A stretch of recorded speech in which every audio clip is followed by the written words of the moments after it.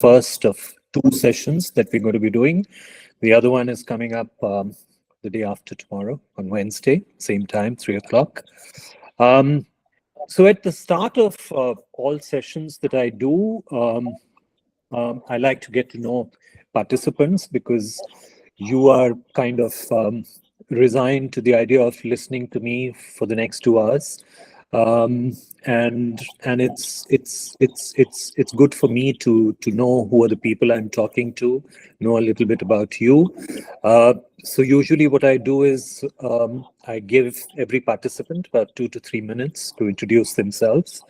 But since there are 30, 35, Avneet said there'll be 40 people on this who will take part in the session. That would mean that if there were 3-minute introductions, we'd spend the next 2 hours in introductions.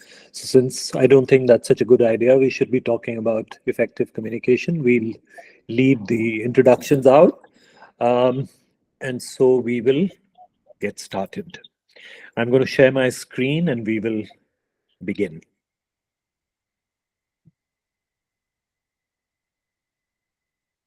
Okay.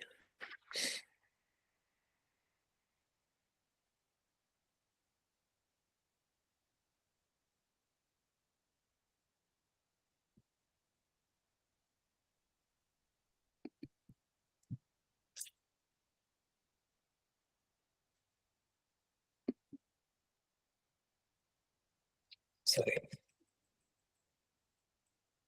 Do you see my screen? Yes. Can you all see my screen? Yes, you can. Sir. Yeah, we do. Okay. Okay.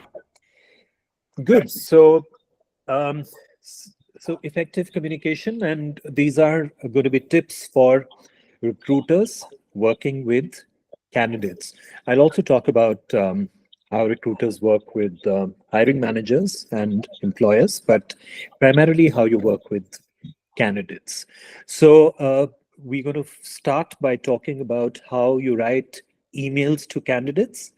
And then we'll move on to how to pitch the job description to candidates, followed by how to highlight the strengths and weaknesses of individual candidates to hiring managers, to your client.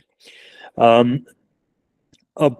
fairly important part of what I'm going to do today is the fourth chapter, where I'm going to talk about how do you cement strong relationships with your stakeholders. So how do you become a smart recruiter?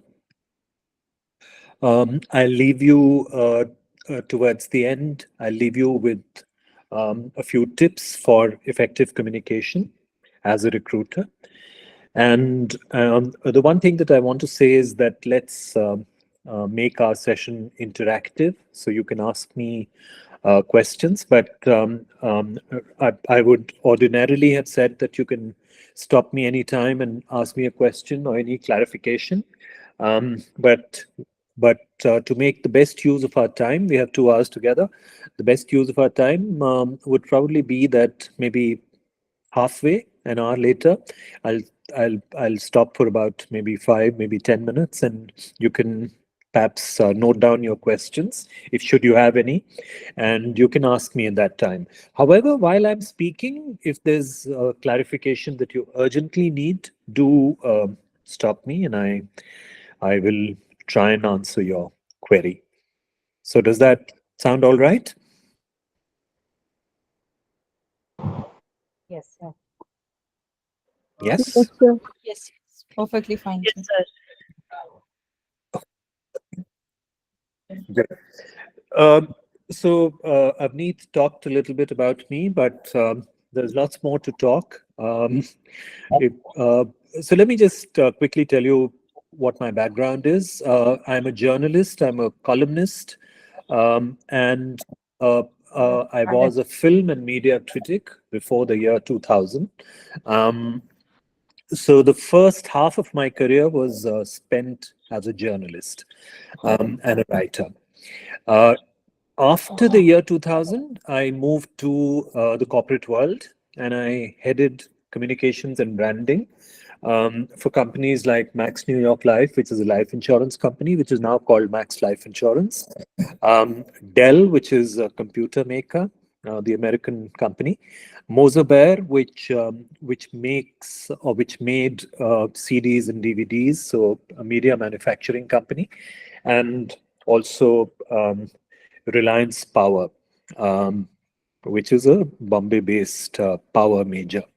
In between these years, I'd gone off to Cambridge University in UK, and I'd been awarded a fellowship to study for 1 year in UK, and the subject of my study was media manipulation or media ownership, how the media operates, and so on. After the year 2017, I set up a boutique agency of my own. It is called Lexis Communications. And what we do is I'm a communication skills coach and trainer, and we are content creators.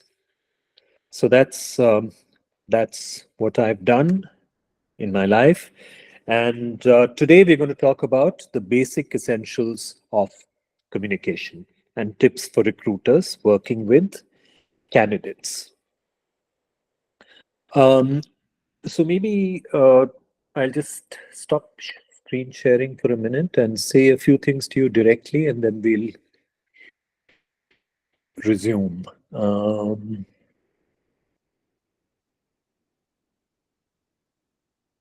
Just give me a minute. Okay. Now you can only see me. I'm going to constantly ask this question because Google Meet is a platform I'm not terribly familiar with, so I'll keep asking you. You don't see my slides anymore, right? You only see um, No, sir. you only see me. Yes. Yeah. Okay. All right. So so it might seem a little bit strange to you, but I'm going to start by talking about what recruitment itself means. So it's a straightforward word, recruitment is. It means you're finding the right talent for your client, who's the employer.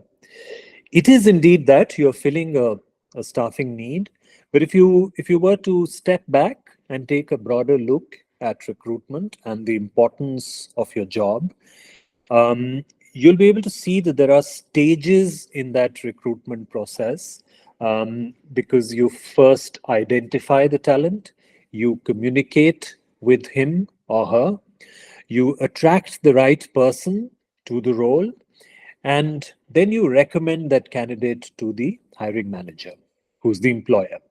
A good recruiter will be over a period of time, a good recruiter would want to be the confidant of the hiring manager and would also want to be um, a confidant of the candidate.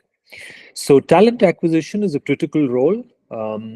It is a critical blend of understanding the interests of the employer and also understanding the interests of the potential candidate. The employer depends critically on you, the recruiter, to source the talent and use a robust filtration process, a funnel process to present the client with the best options for positions that need to be filled. And central to this balancing act is communication. Um, so in the next hour and 45 minutes, we're going to talk about what you need to do to communicate effectively with candidates, um, how you stay in touch with the candidate from the pre-application stage to the job offer, or alternatively, pre-application stage to the rejection letter.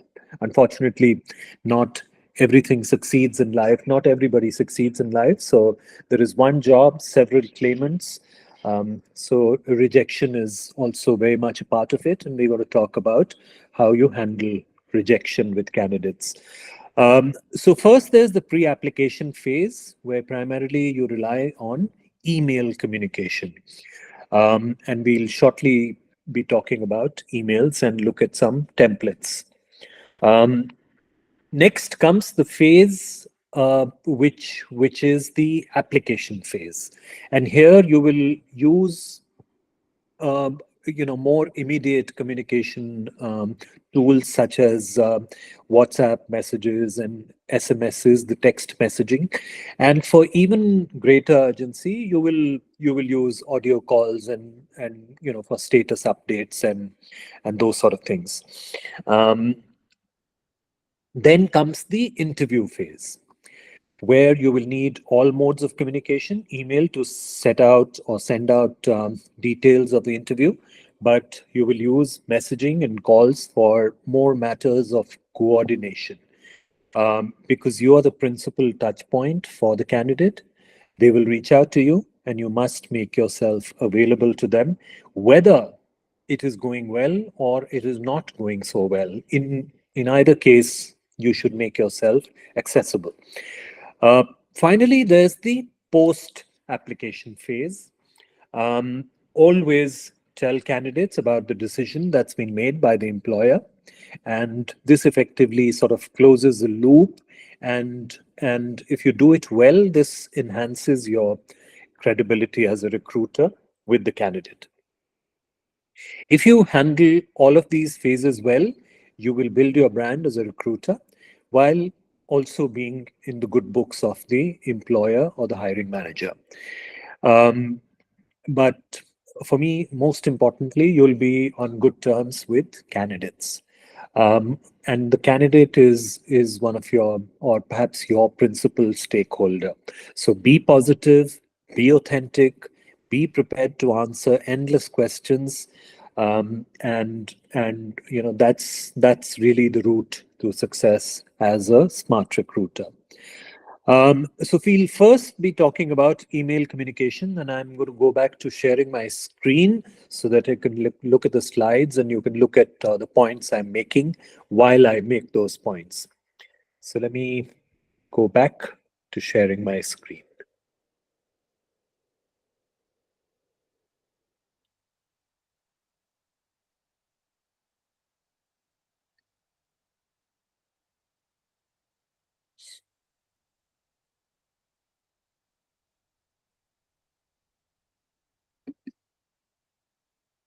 Okay. Now assume you can see my screen. You can see my slides. Yes? Yes. Yes. Okay. Email communication is what we're going to talk about first. Uh, so at the very outset, I've always said this, that email writing creates strong impressions. You're just writing a few lines, but what you must do is to ensure that those lines are error free. And the reason for that is that emails are like first impressions. Um, so so if you were to to transfer this idea to the real world, in a physical world, if there are three or four of us in a room and a fifth person joins us, we will look at him or her and form an impression about that person, um, based on how the person has walked in, what he or she is wearing, how she's talking, the look on the face, is there a smile or a smirk or whatever it is. It's a first impression you very quickly form about the person who you've just seen for the first time. We are very judgmental as human beings, and we form these first impressions. And once we form this impression, it's very difficult to shake it off. So emails are like these first impressions. I don't know you, and you've written to me. You've written maybe 100-word email. I look at it, and if it is nicely written, it's nicely worded, it's clear and to the point, then I form a favorable impression about you. On the other hand, if it is an email which which has three or four spelling errors, and it's not nicely formatted, and it's using contractions. I mean, these days, unfortunately, people have started to use contractions rampantly. So U has for some reason become the letter U. So why people write U and not YOU is beyond me. How much time it saves, I don't know, and I don't care. But if anyone sends me an impression where U is spelt as just the letter U, I certainly form not a particularly good impression about the person. So emails are like first impressions, and once you form that impression, it's very difficult to shake it off or to change it. It's important to remember that email is not a document. From layout, from the way you lay out your email to the sentence pattern that you use, it is written differently. Because it communicates differently, it must be written differently. So you should convey what you want to say in short sentences, and divvy the text into small bites. So give people small bites. Don't give them something very elaborate to eat, but divvy the text into small bites that can be easily consumed. Uh, Email is also always about courtesy and about decorum. So always be formal with the candidate and the hiring manager that you communicate with. Always, no exception. Always courteous, always maintaining a decorum, no exception at all. And also, email is there's an immediacy about email. A lot of people receive a lot of emails every day. So get to the point straight away. Don't waffle. Don't sort of say hello, how are you doing, how's life, what's going on, and those sort of things. Those are completely unnecessary in email communication. If you're having a conversation, of course, it'd be very odd if you just launched into the purpose of your call. So you will say, hi, how are you doing? And the person will reply, I'm fine, thank you. How about you? And so on. So those are courtesies on a phone call or when you meet someone face to face. But in email communication, say what you want to say right away in the very first sentence. Don't waffle. Don't waste time in niceties. Um, it's important that you let your subject line talk. The subject line should make it amply clear what the purpose of your email is. So I like to say that if it takes you maybe 3 or 4 minutes to write an email, 100-word email, then spend equal amount of time, 3 or 4 minutes, in finding a subject line that captures the essence of what you've said, what your email is about.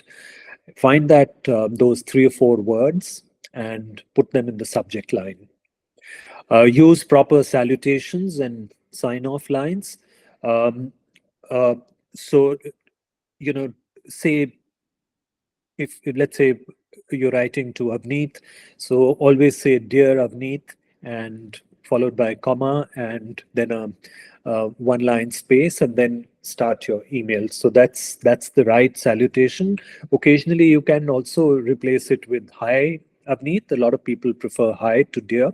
I always say dear, not hi. Hi is a little too informal for me, but I'm a stickler for these things. So hi is all right, but hiya and hey, and those are not things that you should use, and always sign off by saying regards. I always write regards, but you can say warm regards or best regards. Americans like to just say best and then they sign their name. Um, if you are attaching and enclosing documents in your mail, mention the fact that these documents are attached. Do not assume that the person will look for the icon. If it's a PDF document, there'll be a small icon that will appear as part of the mail. Um, but sometimes people might miss that icon. So say that you've attached a document it's a nice thing to do, and it becomes a habit, and it's a habit that's quite nice. In email writing, don't parade good vocabulary. Use the simplest of words. Email is not the forum for you to show just how good you are with language. So use the simplest possible words. Whenever you end up using a word that sounds big and heavy, replace it with a simpler word. Always, no exception. And just before you hit send, you've written your email and you're ready to send it. Before you hit send, proofread your email. Don't send an email with spelling and grammatical mistakes, um, because they leave a bad impression. And we talked about that. I talked about it. So proofread your email, and make sure that there are no careless errors that have crept in. Write short, simple sentences, and only write 2 or 3 sentences to a paragraph. And email should ideally not be more than 2 or 3 paragraphs. So 2 or 3 sentences to a paragraph, and 2 or 3 paragraphs to the entire email. Occasionally, you'll write an email which is perhaps longer, but ideally, the length of an email should be between 50 to 150 words. In exceptional cases, you can write longer emails. For instance, if you're communicating to the candidate that he's got the job, you'll perhaps be required to write a slightly longer communication. But in most cases, you don't need to write so much. And emails, of course, are these days read on smartphones and so on. So there shouldn't be a need to scroll. So in the first screen that the recipient sees, that should be the length of the email. There should be no requirement for scrolling more often than not. Um, So those were some tips for email communication, and I've put here a couple of templates.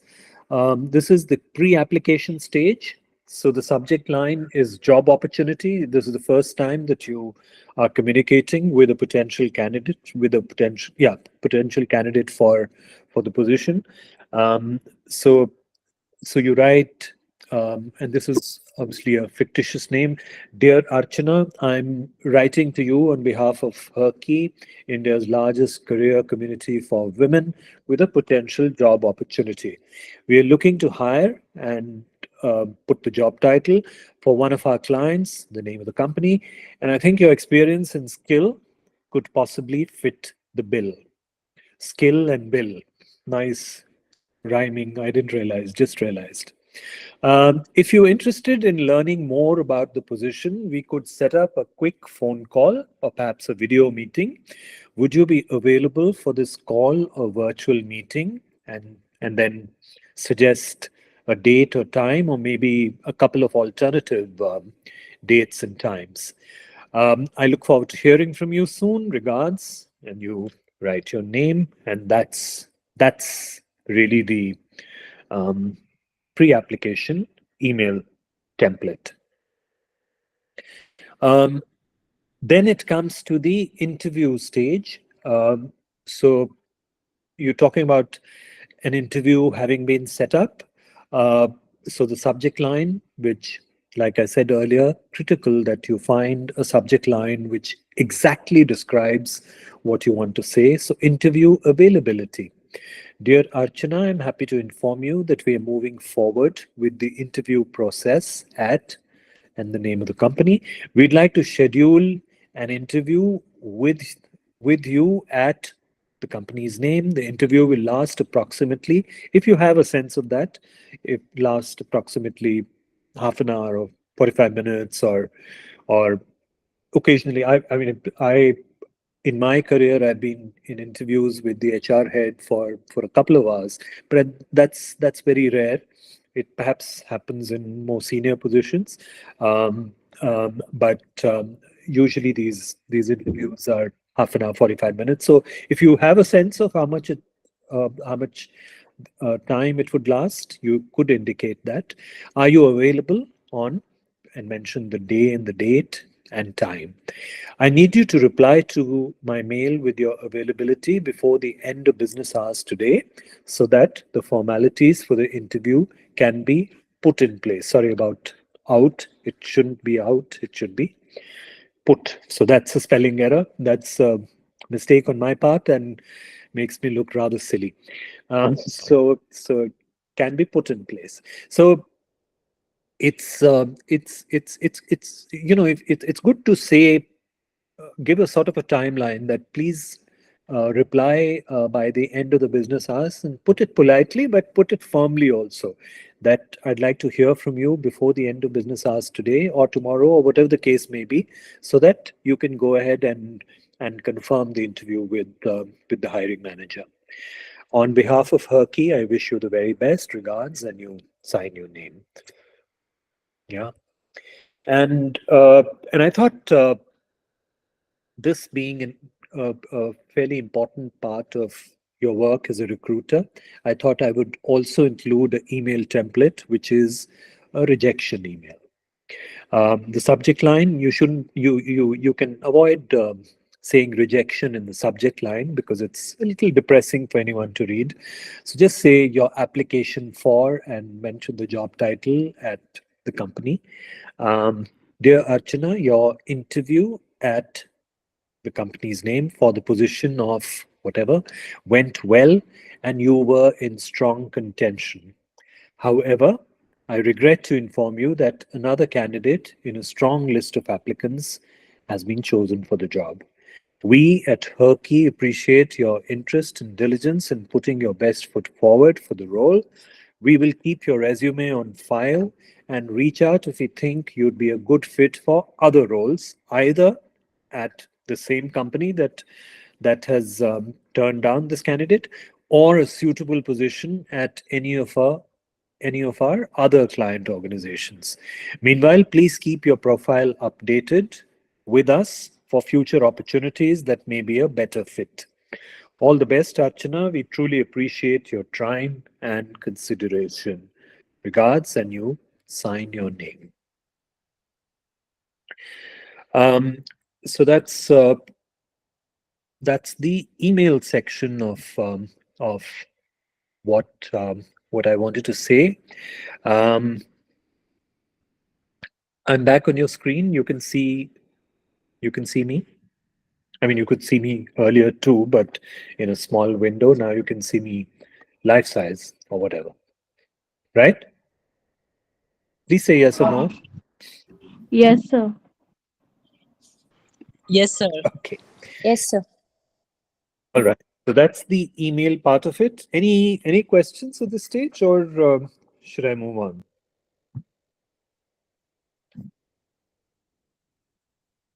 Yes, Rekha, you saying something?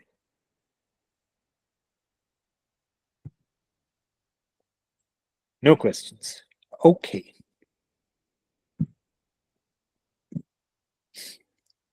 So we'll stop for questions a little later.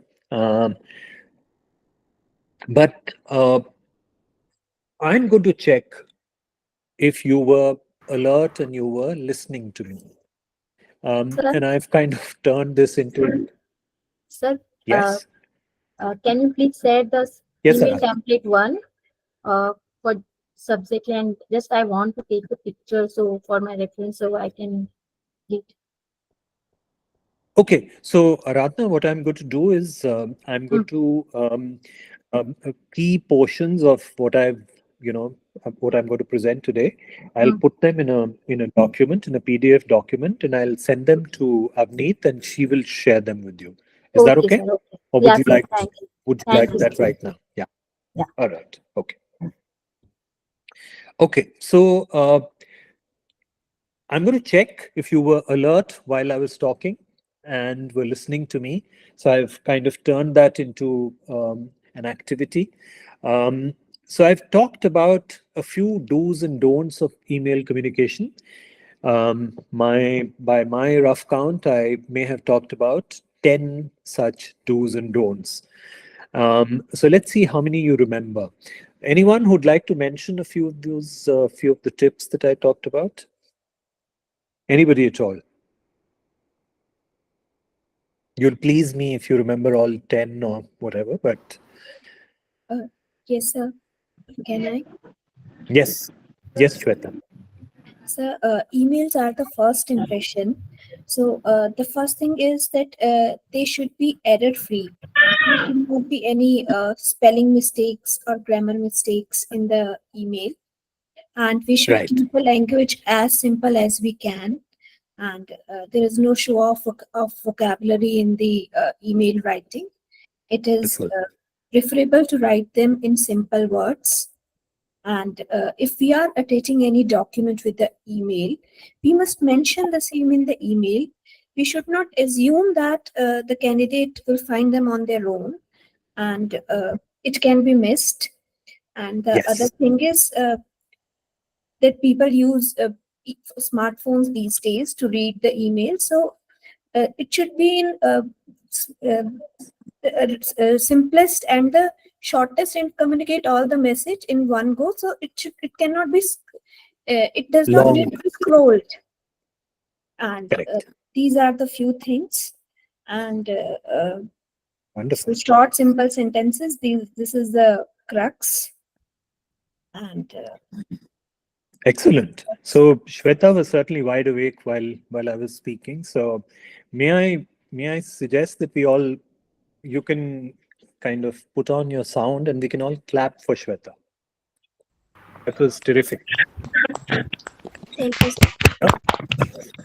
Thank you. Thank you, Shweta. Anyone else?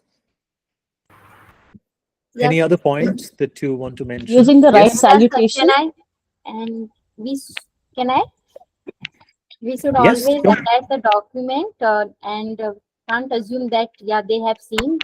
Don't forget to attach that document, and it should be in 2 or 3 email should be in a 2 or 3 paragraph. It should not be like a more 2 or 3 sentences in a paragraph. Actually. Not in a 2, paragraph. 3 It should be in sentences in a 2 to paragraph. 3 And sentences in a it paragraph. should be in 3 lines only. And good vocabulary.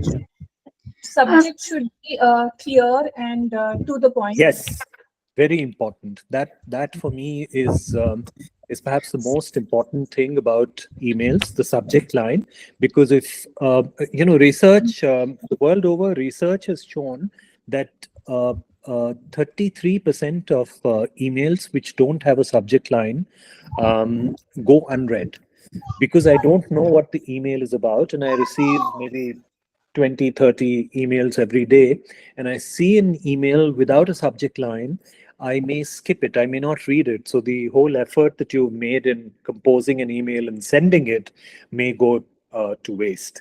So that's very critical, and I'm very glad. Bindu, that was you who said that. Yes. Yes. So that was good. So I'll clap for Bindu as well. Thank you. Sir, may I? Using the right salutation and complete words. Yes, Mamta, absolutely. Absolutely. And sir, may Yes, I? of course, you may. Yeah, myself, Anushya. And Yes. as important as it is, the subject line should talk. And second thing, use the simplest possible words so that everyone can understand easily. And third important thing, always proofread your email. Before you send, you have to check it twice so that it is error free, and the salutation and all your checks, you have to check it before you send it. Wonderful. Thank you so much. I'm so delighted that everyone's actually wide awake and listening to me. So that gives me the required sort of motivation to go on with other things that I want to say. On the other hand, if I'd asked you this question and nobody had anything to say, it would be a bit of a downer, right? So so I was actually going to do a recap of things that I said on email communication, but you've done that for me. rightly recalled almost every point that I talked about. So I think I don't particularly need to do that. So I'm going to again share my screen and we'll go on to the next chapter.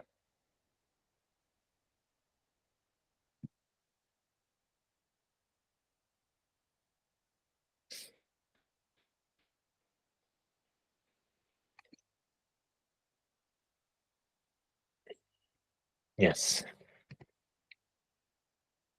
Okay. So next we are going to talk about pitching job descriptions, JDs, as they're called, the acronym for job descriptions, pitching JDs to candidates. Uh, so the client or the hiring manager will give you a long and detailed job description, which of course you're meant to share with the candidate, and you ought to do that. But where you can make a value addition is that you can put in a fair bit of work and highlight things um, um, for your own communication with the candidate. So you will send this job description to the candidate, but just highlight some key requirements, and these key requirements would be based on your communication with the hiring manager. So you should have a fair understanding of what the role is, what the position entails, and if you can if you can highlight a few critical points to the candidate, then what you're doing is you're not merely forwarding the job description to the candidate, but you're adding some value to it. Focus most of all on what the candidate's job responsibilities will be, and highlight 3 or 4 key responsibilities. Again, from my own experience, I've seen that uh, uh, I was hired by many companies for the position of the head of corporate communications and branding, and it would have a responsibilities section would have maybe some 15 or 20 things. It almost seemed like a laundry list of everything. You're responsible for everything in this company, but clearly your key responsibilities are 3 or 4, maybe 5 or 6, and if you can highlight those 3 or 4 or 5 or 6 things, then I think you've helped the candidate. Also highlight nice to have skill sets. So for several positions in companies, there are skill sets which are good to have.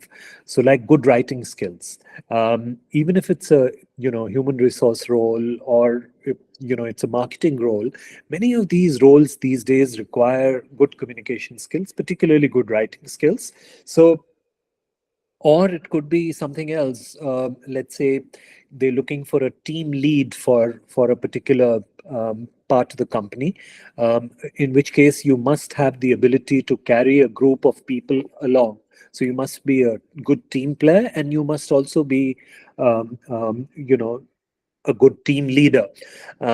So you can highlight some of these nice to have skill sets, and the idea is to pique the interest of the candidate. So get them excited about the job. So before they go for the interview with the person in HR, you've piqued their interest. You've raised their interest level to a higher. You've got them excited about the position. Highlight the location of the position. These days, of course, it could be a work from home, or a on-site working, or it could be a hybrid of the two. So these are key factors in these times, and they help people make decisions. Do I want to, accept a role where every day in the city of Bangalore, I'm supposed to be traveling 2 hours one way, and then 2 hours the other, 4 hours I'm going to be traveling. I'm exaggerating to make the point, but maybe that's not the kind of thing that you want. So maybe it's a hybrid position. So maybe 2 or 3 days in a week you work from the office, and the remaining days you work from home. Or perhaps you work from home 5 days a week or 6 days a week, whatever the case may be.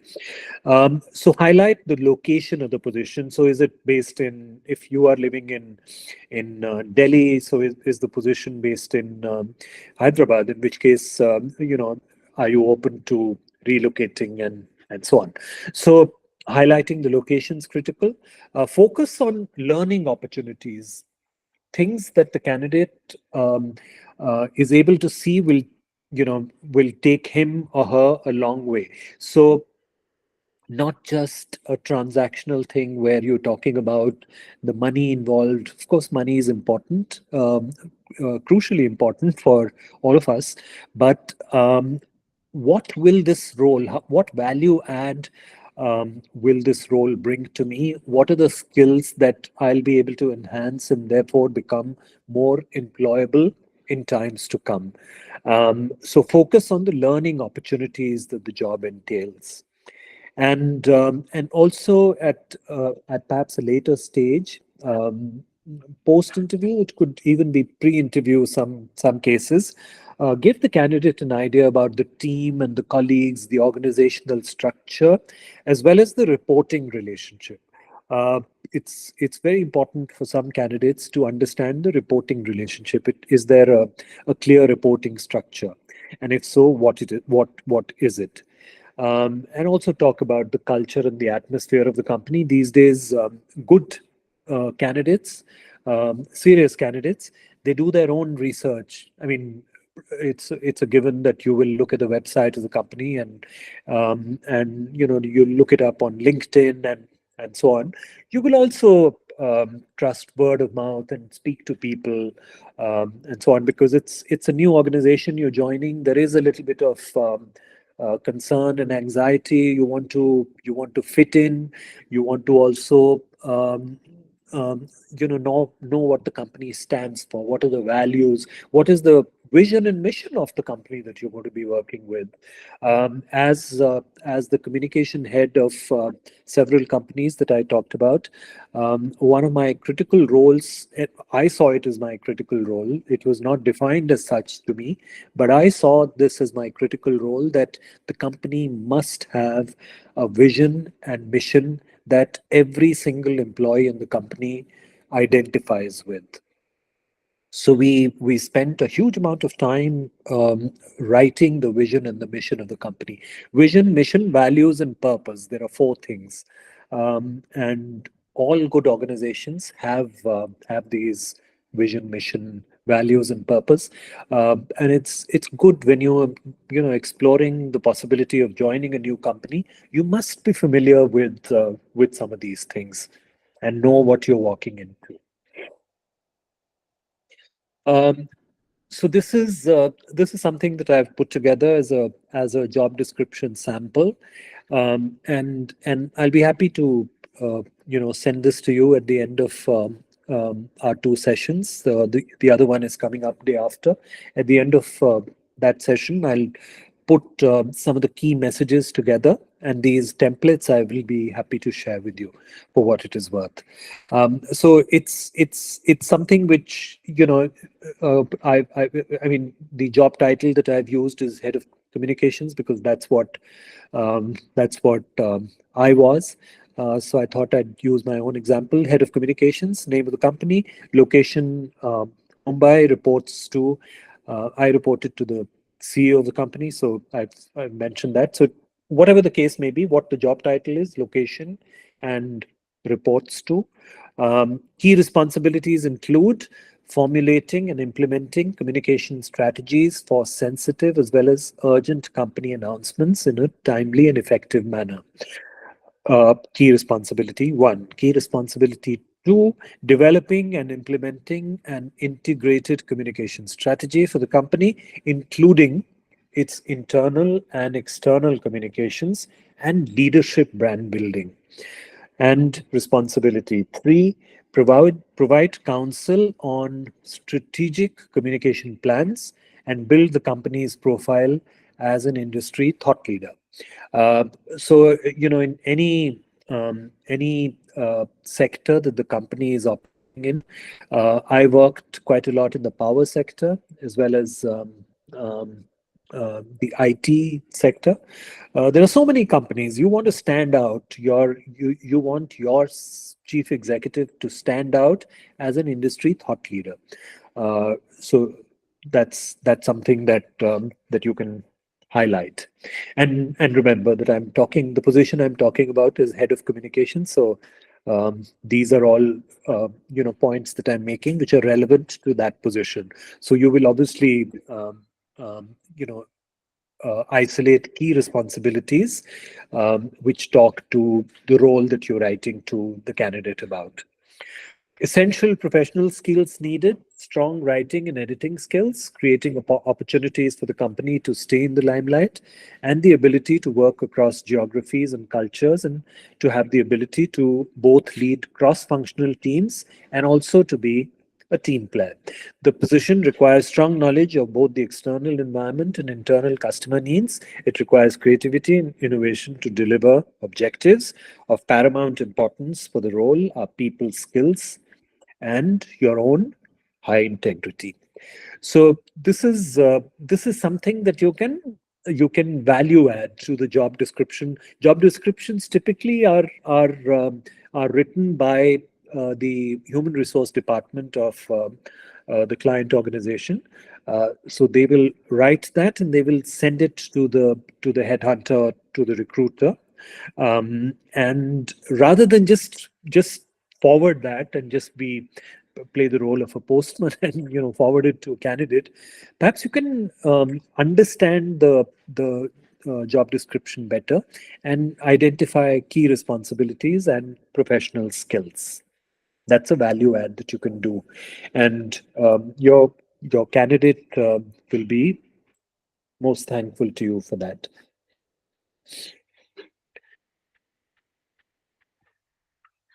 Okay, so that was short and sweet. The next chapter that I talked about, creating the job description, how to deal with that. So I just want to say that a compelling job description, it has a powerful impact on the success of your recruiting efforts. So you need to present it in a way that it stands out in what could be a crowd of job descriptions. There could be many job descriptions that the candidate is looking at simultaneously, and if you are able to do something which highlights some of these points, it helps the candidate arrive at a decision. So next, we're going to talk about something which I think is at the heart of the talent acquisition process. So as a recruiter, you need to constantly assess candidates. You need to evaluate and compare them and indulge in a process that culminates in the best talent being hired. So obviously you do it on the basis of the job requirements and the skill sets relevant for the position. So with that little bit of context setting, I'll go back to my slides.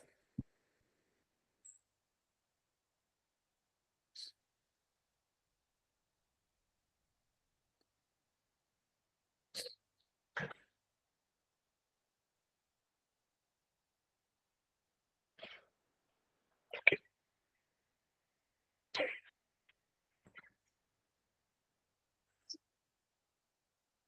And I'll just sip some tea so that my throat stays decent. Okay, so assessing the strengths and weaknesses of candidates. Your job, of course, is to separate the wheat from the chaff and to bring the best talent to the fore. You're going to be shortlisting names and then presenting them to the client, to the employer, to the hiring manager. So you assess the strengths and weaknesses of the shortlisted candidates. And that's, I think, a critical process of for a recruiter. So stay positive, focus on the strengths. Weaknesses, I mean, if you were to present a lot of weaknesses in the candidate, you're hurting the candidate. So which is not to say that you should hide the weaknesses, but focus on the positive points and highlight the strengths. And if there is a weakness that you see, mention that also, but don't sort of go on and on about just how terrible the candidate is, which I'm sure you understand. And obviously, you do it on the basis of the job requirements and the skill level of the candidate. And I think you may be doing it already, but I think a great way of doing it is to create a matrix on a spreadsheet, on an Excel or numbers if you use a Mac or whatever. You can create a matrix where you define rating levels, assign weights, and arrive at aggregate scores. This is, I think, a very smart way of working as a recruiter, where you assess candidates for your own, you know, in your using your own sort of rating levels, assign weights, and this is how the company will also perhaps do it. But I think as a recruiter, you can do it too, and you should do it because your key role is to facilitate decision making and talent acquisition by the employer. So depending on the employer, depending on the role that you're recruiting for, the assessment matrix includes, of course, education, the degrees and certificates. There's perhaps a little bit of background check involved. I don't know what the scenario is today, but I know that a few years ago, background checks were almost critical for. So you even hired a background check agency to check the veracity of education and experience of the candidate. So education, degrees and certificates, experience, the tenures that the candidate has had in previous organizations. You do a listing of the candidate's competencies, technical competencies, which are relevant to the role. Other competencies, which include communication skills. You do, assessment of quantitative KPIs, KPIs being key performance indicators. So managing budgets, for instance. This, of course, is context specific, whether the role involves managing a budget or not. And there are qualitative KPIs like effective planning and forging external relationships. And finally, you also rate the candidate based on personality traits. So leadership qualities, managing a team, energy and enthusiasm, patience, empathy, listening skills. And this is what assessment matrix could look like.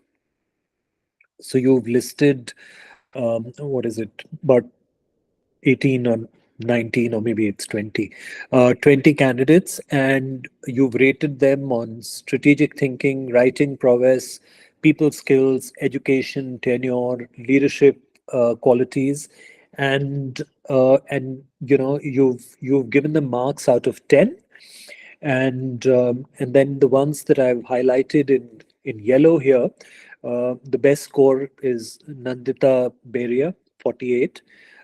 So that's the candidate that you'll recommend most emphatically, because she's number one on your assessment matrix. 44 is the next best score, which is Ananya Singh. So this assessment matrix, I think, is I'm sure you're perhaps doing it already, and I'm preaching to the converted, but it's really something which I think is a great thing to do. So assessment matrix would be a very strong recommendation, and this is perhaps what it can look like.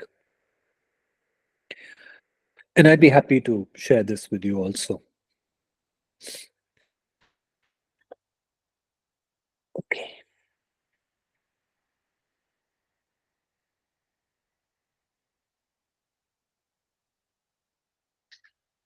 So you have me back on the screen. Any questions at this stage? We've just passed 1 hour.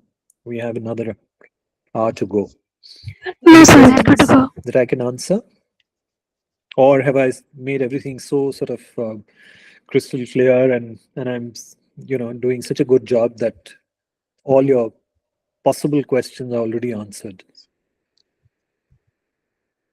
Sir, may I? Should I carry on? Sir, myself, Anusha. Actually, Hello, well, anybody there? hello? Sometimes you get this sinking feeling that you're talking to yourself when you are doing a online session. It's a terrible feeling, sinking feeling, because nobody is saying anything, and you get the feeling that, am I speaking to an empty room? So yeah, yes. And it's, So, sorry, hi, can't sir. hear you. Your voice is breaking. So, am I good now? Anusuya? Yes, sir. Yes, I can hear you. So, am I There perhaps audible a enough? connection issue with her. Yes, Smita. Sir, I have a query.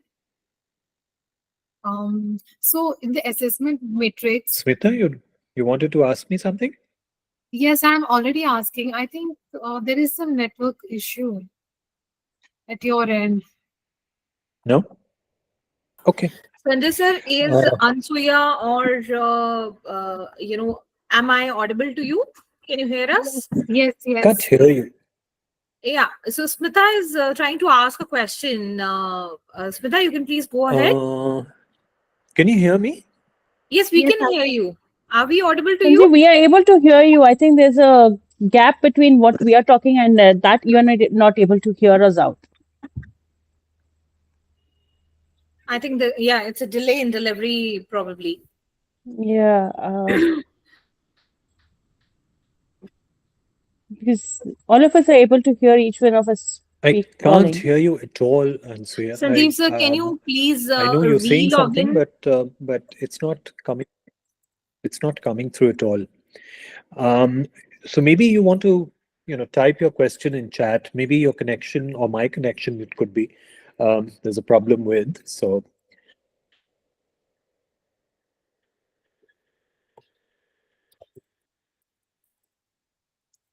okay. Sir, am I audible No, now? that was yes. Yes, you are. Go ahead. So my query is, in the assessment metrics of candidates, you mentioned these parameters like education, experience, competencies, etc. So what is the Okay. weightage we can assign to these parameters? What is the Weightage, like if you are giving a number, if you are giving a score, what is the yeah. weightage, relative weightage we can assign to these parameters in terms of importance? Which parameter is more important, and we can assign a higher weightage to that?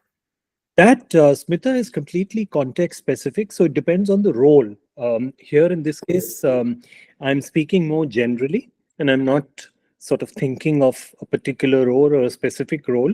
So it depends on the position that you are discussing with the candidate, and basis of your understanding of what the client requires and what the position requires, you create this matrix, and then you assign weightages according. And then if writing skills are very highly rated, then you accordingly give that more weightage. That it could be a technical role, in which case writing skills or writing skills is just an example. Writing skills will not have similar weightage. On the other hand, if it is a marketing role, the ability to communicate and all that becomes important. So it's more context specific. So it's hard to generalize and say that some of these professional skills are more important than others. It's not right to generalize. So it's completely context specific. Yes, I understood. Thanks. Yeah. Okay. Okay. Uh, anyone else? Sir, in this assessment metrics, shouldn't we put psychological slot? Psychological slot. Okay. Okay. Yeah. Okay. I don't know. I mean, I haven't really thought about it, but if it if it requires some kind of psychological analysis of the candidate's personality, then I suppose you Yes, could. It's a good thought. Yeah. because some of the candidates, they go through all the interviews, all the selection criteria, but at the time of the joining, they just disappear, they quit, they never appear for joining on board. Hmm. Hmm. Okay, it's a good point, but I don't know if I have the answer. But it's a good point. Thank you, Thank you, sir. Shweta. Yeah. Okay, so shall we move on? Yes, sir. Okay.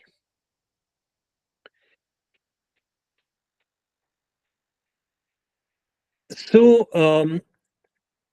the final part of what we're going to talk about today has to do with what I describe as the softer side of being a recruiter. When I say final part, there will be another chapter where I'll leave you with half a dozen tips, effective tips for effective communication. But the heart of what I'm doing today is this next chapter, which is coming up, which I have titled How to Become a Smart Recruiter. And it is to do with the softer side of being a recruiter. So we'll talk at length about some of these skills because they have the potential to help you elevate your game as a smart recruiter. It's important, first of all, let me say that it's important not to see your job as merely transactional, moving from one staffing remit to another, from one candidate or a set of candidates to another candidate or another set of candidates. You will do that. That goes without saying. You obviously will spend a certain amount of time on filling a particular position, and then you'll move on to the next. But it's also an opportunity to build long-lasting relationships with candidates. And I thought before I go back to my slides and talk about 10 important things, which can make you a smart recruiter, I thought I'd tell you about my own experience. Now, this is many years ago. I think 15 years ago, at least, perhaps more. There's a Bombay-based executive search company that I dealt with.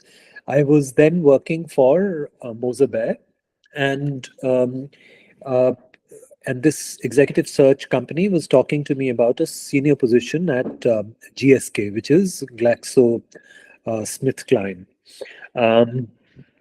which is, which is for me one of the best companies in the world, Glaxo Smith Kline Beecham. I was very keen on the position, and there were several meetings that took place with the senior management of the company. Um, uh, uh, I met the CEO, I was interviewed by the board of directors, and all kinds of things happened. But finally, they chose another lady over me. Uh, I and I was deeply upset because I really thought that I was the person they should have chosen. Now, I was told by the executive search person who I was dealing with, who also became a friend of mine. I was told by this gentleman that it was that this lady was chosen and not me because she came with a background of FMCG and pharma, and pharma and FMCG is what GSK does. Whereas my experience had been with financial services organizations, in information technology, power, and of course my media background and so on. But I did not have any experience in FMCG and pharma. My answer to that, of course, was that I'm a subject specialist. So communication is my expertise. I am sector agnostic. It doesn't matter what sector I'm operating in because every sector has communication requirements. But I could see the point that the company had, And I obviously, with a, I was a little grumpy, but I accepted the fact that I was not chosen. But the important thing is, and why I'm telling you the story, is that the same recruiter, the same executive search company, 4 years later, came back to me and was this time talking to me for a position at Reliance Power. We had developed a rapport, and this recruiter, had stayed in touch with me, and he was convinced that Reliance Power was a great fit for me. He convinced me to leave the organization I was working with at that point, and I spent 5 wonderful years as the head of communications and branding at Reliance Power, which I consider quite the highlight of my corporate innings. So the reason I thought I'd tell you this story is that you can form a relationship with a candidate. So it shouldn't, once you convey the rejection letter to the candidate, it may not mean the end of the relationship. It can continue, and it's important that you see it as such. So I thought I'd bring in that personal element and then set the stage for talking about how to become a smart recruiter. So I'm going to go back to my slides.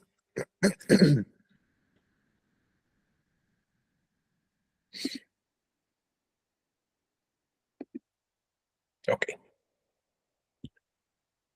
You can see my screen? Sanjeev sir, sorry, before you begin, I Yes, just want Agni, to sorry. state Ansuya's question, which was there about the previous matter you discussed. Yeah. So she wanted to ask about the quantitative KPI. What is the managing budget? Can you elaborate? She wanted to know Okay. more No, about the that quantitative was just an example that, there are. Okay, Ansuya, you can please, unmute yourself I and know, ask but if there anything more you want to add on it. Well, no, madam. We can go on. No problem. Sure, sir. Then you can move ahead, please. we can carry on. Yeah, it was just an example that it could be something like manage. Yeah. Okay. So I'll share my screen again. Sorry, I did see, Avneet, that you'd raised your hand, but I thought you'd raised your hand several minutes ago and it was not relevant anymore, which is No why worries. I No worries. didn't take notice of it. My apologies.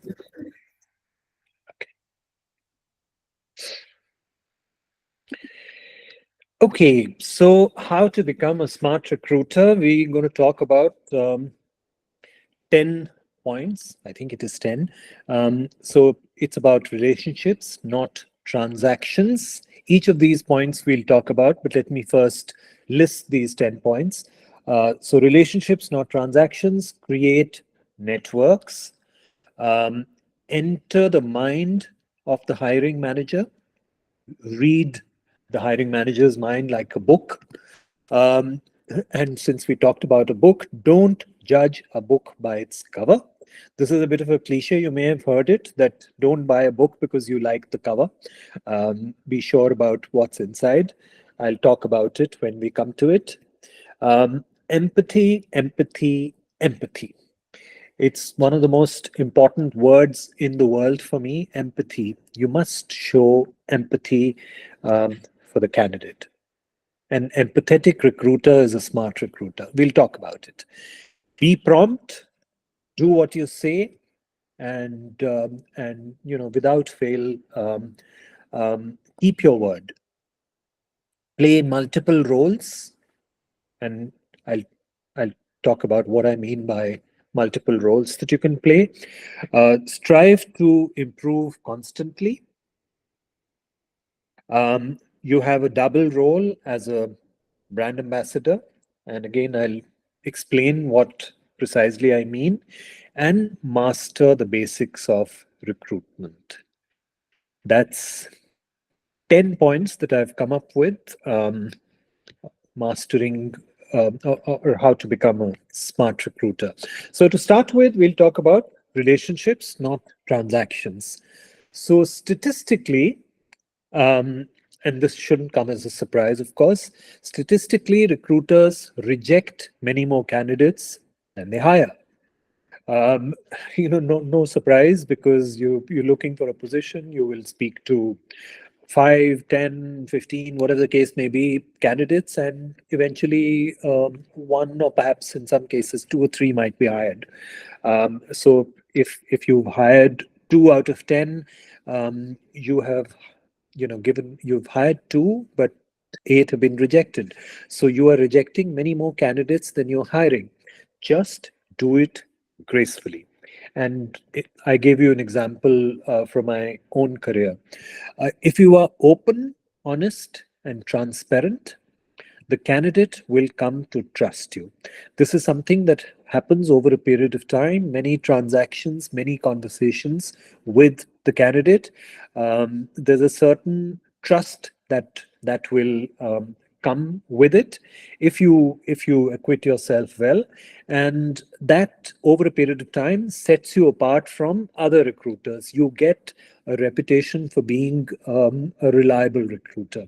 So this example that I gave you of the Bombay-based company, that person remains, a friend of mine. I think I've dealt with him. I'm not in the market anymore. I'm running my own boutique consultancy. It's been, what, 8 years now, or 7 years, but we're still in touch, and that's because he's, I think, the best recruiter that I ever dealt with. Uh, Build and maintain a database of candidates and stay in touch for future openings. And that's a point that I made when I talked about my own example. Create networks is the next um, thing about becoming a smart recruiter. Smart recruiters don't just wait for a job opening announcement to start looking for candidates. You build pipelines. You create pipelines and you trust those pipelines. And when a relevant position comes up, you draw on that pipeline. It makes your job easier. One, it makes you work in a manner that is smart, and it gives you, over a period of time, it gives you an edge in the profession. So create a strong network of passive candidates. Also attend HR events and conferences to stay up to date with recruitment trends. Many of these trends, change over a period of time. I remember a few years ago, I attended a HR conference, and one of the things that I learned there, I had no idea about this at all, that there are some, and perhaps you can place it on ignorance, that the fact that I was not even aware of this.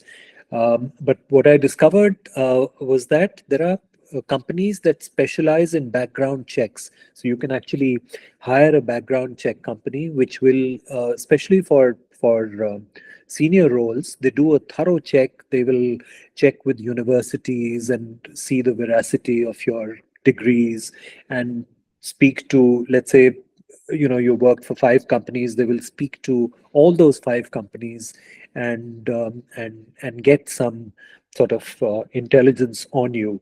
What are your strengths? What are your weaknesses? And so on.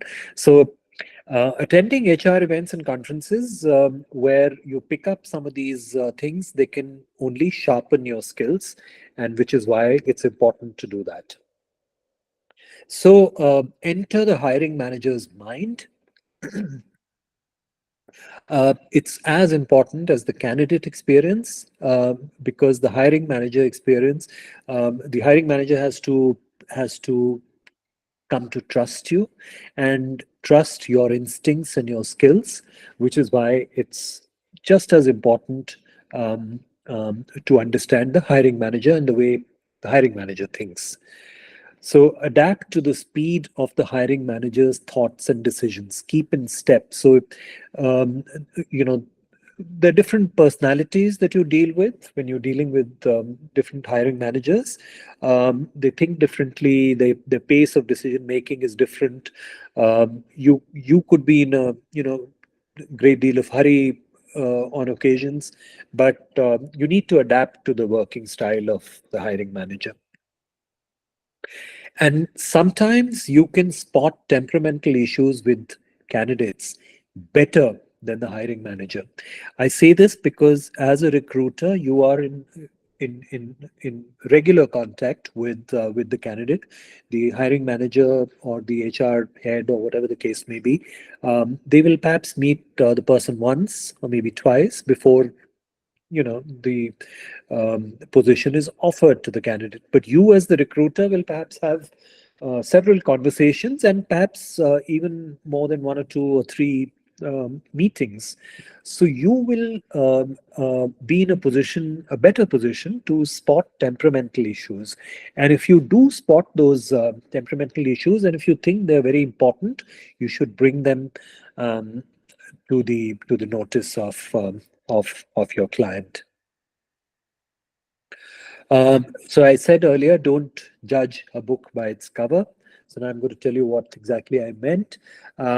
So don't judge a book by its cover or judge a candidate by their resume. So most candidates today understand the importance of CV writing. So they spend a lot of time in creating a good CV, a good looking CV. And of course, we live today in the age of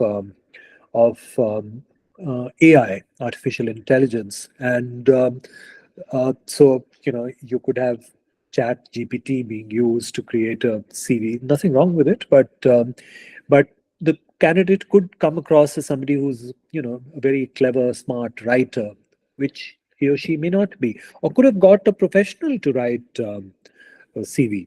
So for instance, in my family, extended family, people know that I'm a writer.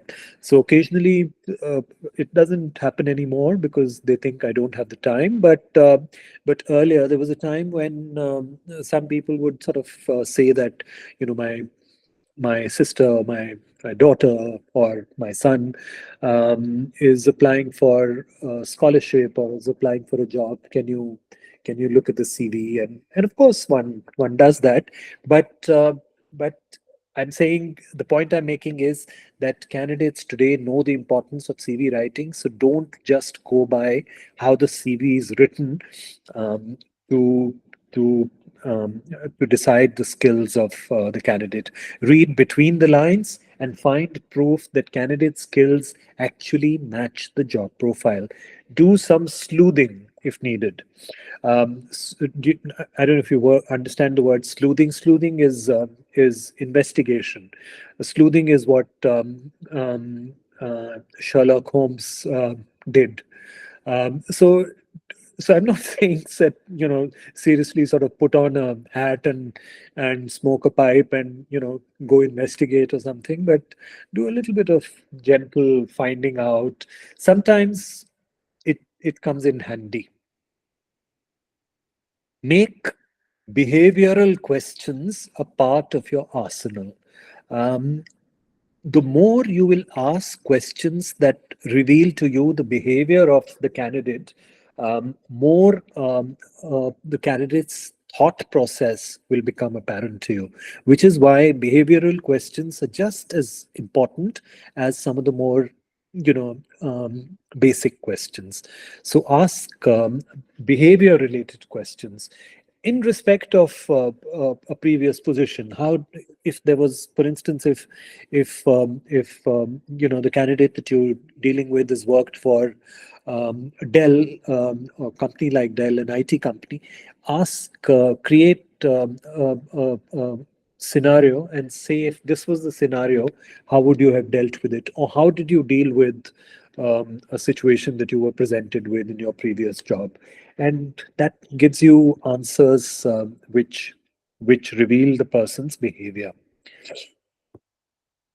So I said empathy 3 times. So let me now talk about empathy. There is no substitute for putting yourself in the shoes of the candidate and then determining your responses. Always put yourself in the candidate's shoes and then give answers. So, and this is particularly relevant when, let's say the candidate has not got the job, or it's taking too long. The company that you're dealing with is taking too long to decide. It's a period of great anxiety for the candidate for obvious reasons. If he or she is very keen on the job, it's a period of anxiety, and you are the person who can help the person deal with anxiety. So always put yourself in the person's shoes and then determine your responses. Research every position you recruit for and don't oversell or overhype it. There is a tendency sometimes to, oversell a position, but ultimately you are not doing the candidate a great favor by overhyping it. So just stay real and don't promise the moon, because nobody gets the moon. Empathy is particularly crucial if the candidate hasn't landed the job. So this I've said a few times already. I'll say it one more time. It's when you have to write that rejection letter, or if you have to convey on phone or face to face in person, that the candidate's not got the job. That is where empathy is really needed. So think of how you would have felt if you were in the candidate's position, and then deal with it. And if you were to follow that process and put yourself in the shoes of the candidate, you will almost always handle it right. Be prompt. Do what you say. Credibility plays a serious role in your reputation as a recruiter. So do what you say. So if you've said that I'm going to call you in a couple of days, do call in a couple of days. Couple of days means either 2 days or 3. It doesn't mean 5 or 6.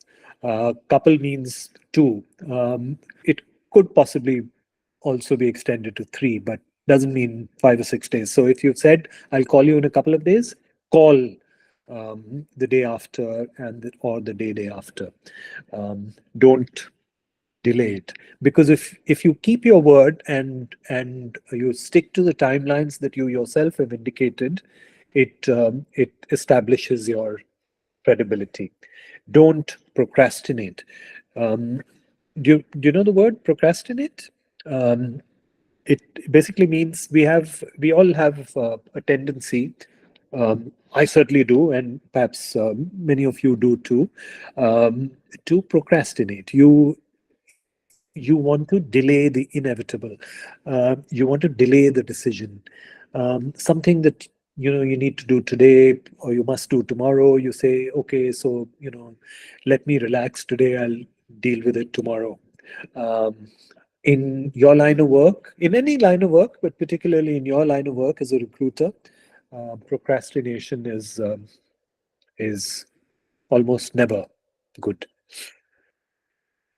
So, how would you feel if your recruiter kept you hanging endlessly? So, if you were the candidate and your recruiter was forever saying, I'll get back to you in a couple of days, and disappear for 10 days, then reappear and say, I'm still chasing the client and all that. And these things happen, but present a realistic picture to the candidate. Say that as soon as I hear from you from the company, I will be in touch with you. But don't be wishy-washy and don't keep the candidate hanging endlessly. I talked about playing multiple roles. An able recruiter is a lot of things rolled into one. You are a salesperson because you're selling a position to a candidate. So you're a salesperson. You're a psychologist because you're trying to understand the candidate and fit the candidate's profile to the position. So there's a little bit of psychology involved, and you also have to be a good PR person. PR being public relations. So you definitely have to be good at or adept at public relations, because you need to um, handle the good news well, and more importantly, you need to handle the not so good news also well and effectively. That's what an able recruiter does. Um, a recruiter is not a soloist. So a soloist, this word soloist comes from music. So the different instruments in an orchestra. If the violin is playing by itself, that's a soloist. But you are part of an orchestra. You're a team player. And like all good team players, your role changes to suit the needs of the team, which is why it's absolutely critical that you don't work in isolation as an individual. You're always a team player. You're always in touch with your network of candidates and hiring organizations, your clients. Understand and master the entire recruitment cycle. And in particular, take feedback seriously. So this executive search company that I was talking about, it most executive search companies that I dealt with, and I dealt with many in my working years, send you some kind of a feedback form on a 1 to 10 scale. How would you rate our services or your interaction with us, and so on. But this particular executive search company that I was talking about, which eventually placed me in Reliance Park, he actually met me and asked me questions, and studiously kind of wrote all those answers. And I just felt that this whole thing was a very serious exercise for this executive search company. So clearly I could see that they took feedback seriously. And because you take feedback seriously, the potential or the possibility of you improving yourself over a period of time is that much greater. So, all of us warm up to people who take feedback seriously, because there is always room for improvement. No matter what position you are in and what you're doing in life, there's always room for improvement. If somebody thinks that, look, I'm the greatest, I've conquered the world and I have nothing to learn, that's one, it's a lie, and two, it leads to what I can only describe as ruin. Strive to improve constantly. A little more of the same point that I just made, leading to ruin. For a smart recruiter, there's no such thing as a bad experience. So you learn from your mistakes and you move on. Now, celebrate wins, big and small. Once the position closes and you've worked hard for it, celebrate the win. And it could be different sort of ways of celebrating it. Celebrate it by yourself. If do yourself a favor. If you like a piece of chocolate, go and buy it and have it. So I'm not saying celebration as in have a party, which also you could do should you wish to. But celebrate wins and feel happy about having closed a position, whether it's big or small, whatever. Obviously, when it's a big position that you've closed, you will be more in a celebratory mode. So given to celebration, and keep abreast with recruiting trends. Is so, for instance, is social media recruiting good?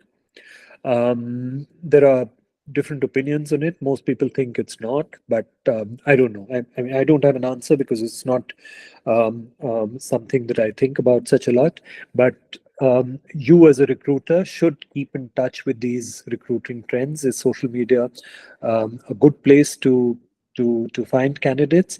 What are the recruiting best practices? I told you that attending conferences and listening to thought leaders in the industry is perhaps the best way of learning. Read books, read articles. There are some terrific journals. There's a journal called Fast Company. I don't know if you familiar with it, but if you're not, and I don't know if, I mean, I'm talking about Fast Company being a very big thing a few years ago. It's a magazine that is published in the United States. It publishes trends in recruitment and all that, and I think it's invaluable for people in the recruiting business. Yours is a double role. So you are on the one hand, you're the face of the hiring company for the candidate, and you represent your own organization or agency. You represent yourself and you represent the hiring company. So it's a double role. And both of these roles you must play to perfection. Perfection is perhaps the wrong word, but play it well. And strive for perfection.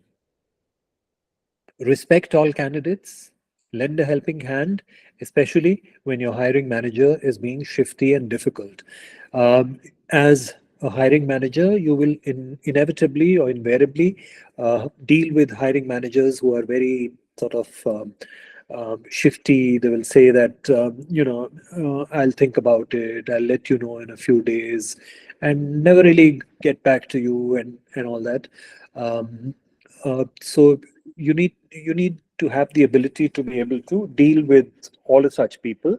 And if you are having a tough time because the hiring manager is being shifty and difficult, think of what the candidate would be going through. So it's important to recognize that. And finally, be a brand ambassador for your client and for your own organization, which is why I called it a double role. And this is the final thing of being a smart recruiter. Master the basics of recruitment. Spend time and perhaps even money understanding the intricacies of recruitment, what can go wrong and what to do when it does. It's very important to imagine scenarios where things go wrong. All great companies imagine what can go wrong. So I worked for Max New York Life, and we used to simulate scenarios, not just vacating the building that you're working in and those kind of crisis simulations, but serious reputation simulations we would work on. And should the company be faced with a reputational crisis, how would you deal with it? What can go wrong? You create a crisis manual. You think of all the things that can go wrong, and think of what your response to the situation will be. What this does is, when things actually a crisis hits you, then you are not caught unawares. You have thought about it, and you have some understanding of how you're going to be able to deal with the situation. Understand what are the no-go-to areas in questioning candidates. You shouldn't become too personal. I, I remember the time I worked for Dell, and we had the worldwide head of HR who came and visited India, and it was my responsibility to take her to a few places. We went to Agra, and we wanted to see the Taj Mahal, and so I spent a fair amount of time with her. And one of the things that she told me is, in the United States, if you are interviewing a female candidate, you cannot ask her marital status unless the lady has revealed her marital status herself in her CV. You can't ask, as the hiring manager, you can't ask the lady, "Are you married?" Because then, if you decide not to hire, she can sort of say this is discrimination. And I was just astonished. I mean, this is another level of respecting a person's privacy. So I told her, in India we ask, "Are you married? When are you planning to have kids? Are you what's your plan?" And she said, "That's horrifying." So anyway, we are a different society. they are different, but the point is that there are some areas of privacy, and you should leave those aside and not question the candidates about those. So this example that I gave you is slightly, flippant, but I just wanted to make the point that there are some areas that should not go to. And finally, sharpen your memory and also enter each interaction with the candidate or the hiring manager having prepared yourself well. So memory is one thing that you do something over a period of time, several times, over and over again. It becomes a habit, so you'll do it well. But just spend a little more time preparing yourself. Every situation is different. Do some basic research and go into meetings, especially with the hiring manager, prepared. Candidate, of course, is your principal stakeholder, so you will be more or less prepared for it if you are a good, smart recruiter.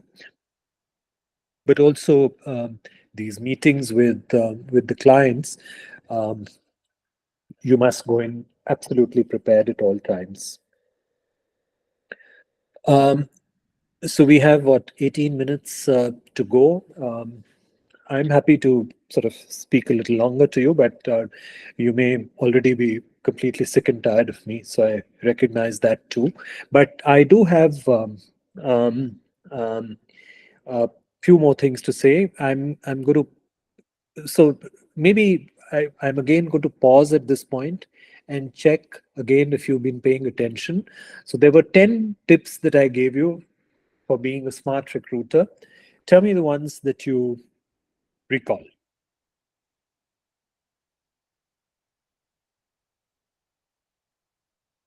Hello, anybody there?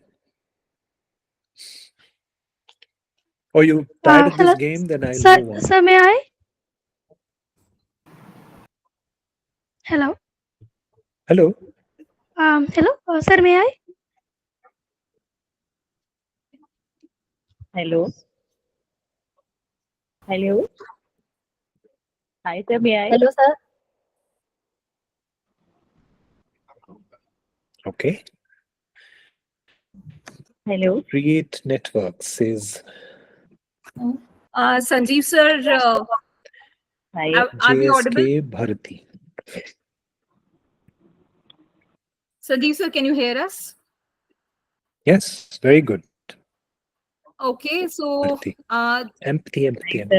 there are a few candidates who are trying to ask some question. Okay. Yes. Anyone else?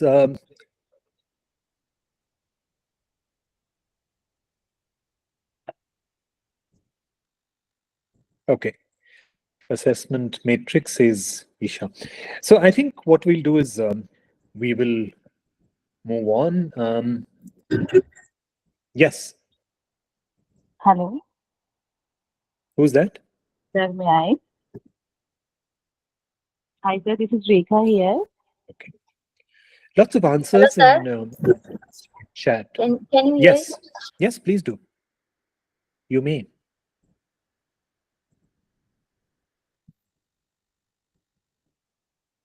But I can't hear you. Is it my connection? I don't know. You've been able to hear whatever I Sir, said am I the audible? last hour and 45 minutes? No, we are able to hear you, sir. Yes, sir. Okay. All right. Because what some of you are saying is not coming through clearly. So that got me worried that maybe it's my network. Yes. Yeah, I guess there's a network lag, but because most of them are trying to actually talk to you, but you're not able to hear them out as such. Oops. Uh, My yeah, but apologies. we're able to hear you all the while. My apologies. And I can tell you Avneet is responsible for this because she's decided to move to Google Meet. Sanjeev sir, please don't. No, I'm Apologies, kidding. ladies, if I'll take the onus on me. You can please type your questions and I'll make sure they are reaching to Sanjeev sir. Okay, if he's not able to answer it here, you can please, directly post me your questions, Absolutely. and I'll be sending them to Sanjeev sir, and we'll be for sure getting the answers. Yeah. Absolutely. And let me also tell you that um, that communication, all aspects of communication, Like, is something that to become a which for smart me. recruiter. Yes. Sorry, say that again. Smart recruiter.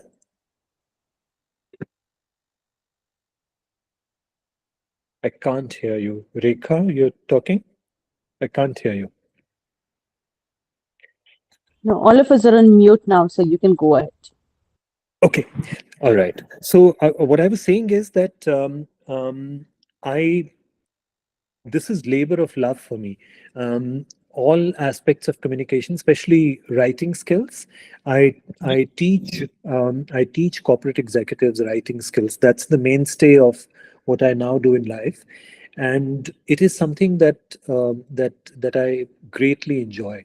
So I'm in love with my work, and anything that I can do to help you when it comes to language and expression and communication, it is labor of love for me. So it's not something that you're imposing on me. I would love to do it anyway.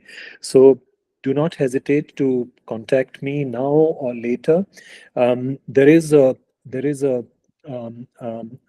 sort of a trial program that I'm going to create and put on the Herky portal shortly. In early September, I'm going to do a 1 hour session, perhaps on communication skills.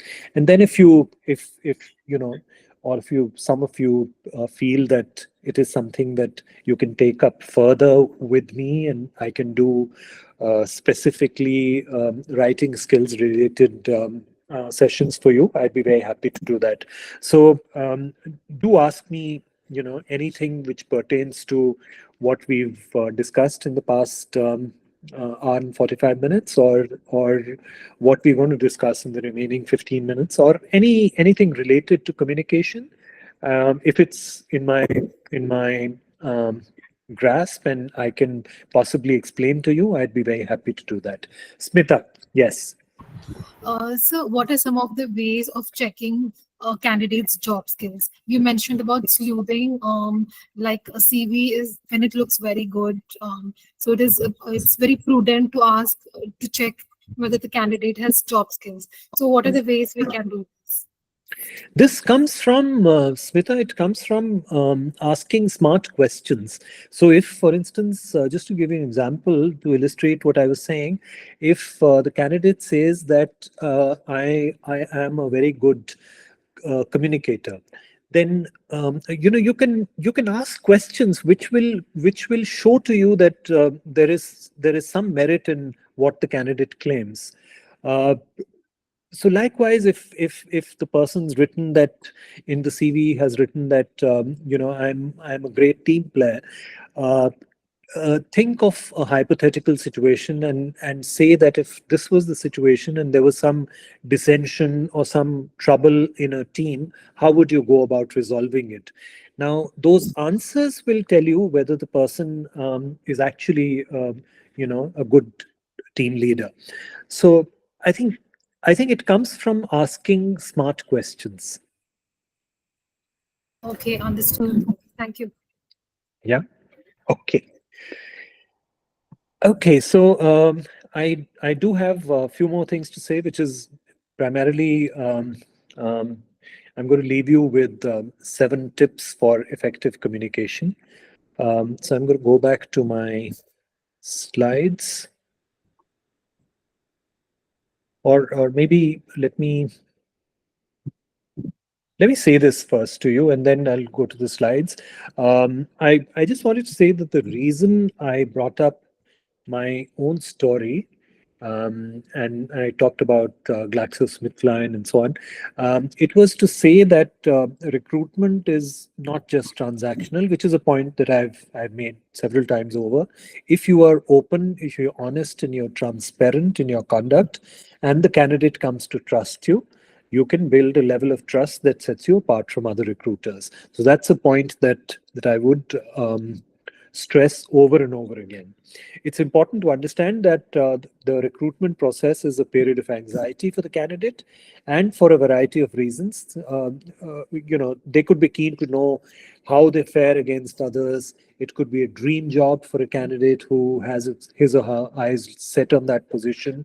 Or it could be that the candidate is between jobs, and it's important to get the assignment for financial stability. And this period when if you are in the unfortunate position of being between jobs, you've left your earlier job and you still don't know when where your next job is coming from and how soon it is happening. It's a very stressful time for people. We run households, we have we have families and so on. So it's a period of tremendous anxiety. So prompt communication in all these different stages of recruitment creates what can be described as candidate experience. So I'm going to talk about these tips for effective communication for recruiters. I'll just share my screen one last time. One last time for today. Then I'll see you again the day after.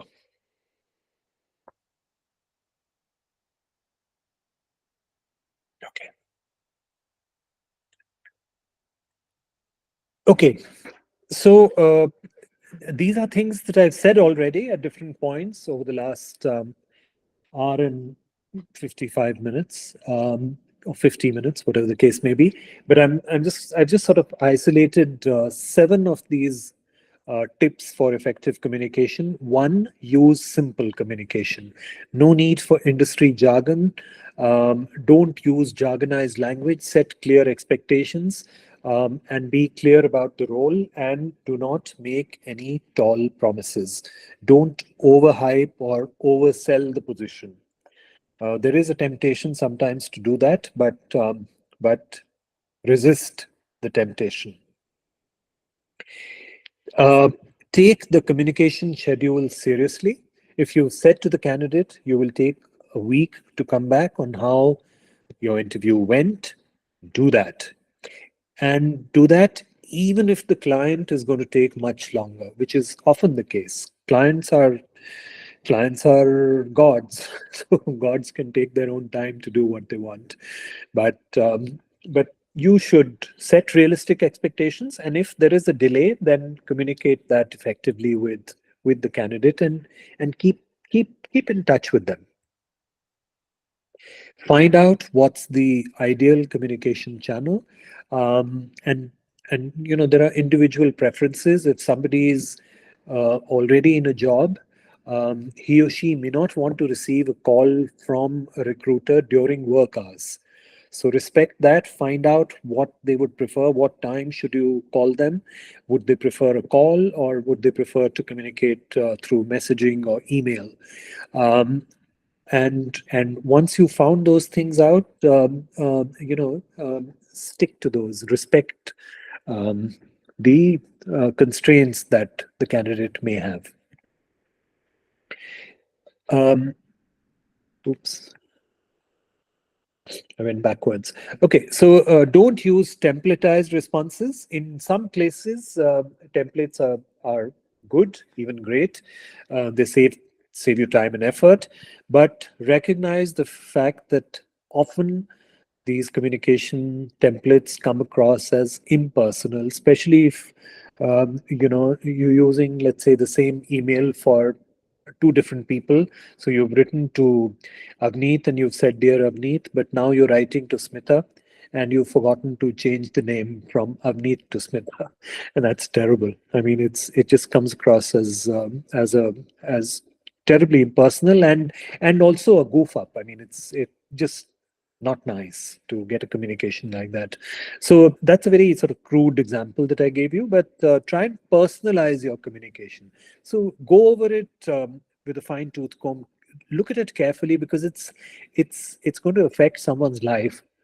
So you should read through it carefully a couple of times before you send it. Listen. just listen. And the day after tomorrow, when we meet, I'm going to talk about listening skills. That's one of the main chapters of what I'm going to do. But today, all I'm going to say is that um, do you know anagrams? Anyone knows what an anagram is? Words that sound similar. Yeah. Okay. So an anagram is, let's say, different words which use the same letters. So if you look at listen and silent, they use the same letters. The same letters are rearranged. So in one arrangement, it comes across as listen, and when you rearrange it, it becomes silent. And the point really is that you can only listen if you are silent. So recognize the power of listening. There's so much to be gained by being silent and by listening. It's important for recruiters to ask candidates questions to get a better sense of their skill level, personality, etc. Again, this is a point that I've made several times over, but it's also important to take a step back, just listen and give your job seeker a chance to tell their story and let you know what they need. You let people talk and you ask them to tell a story. There's so much that you can gain from listening to elaborate stories. Sometimes they may be boring stories, but it's all right. Not every story is a thriller. Sorry.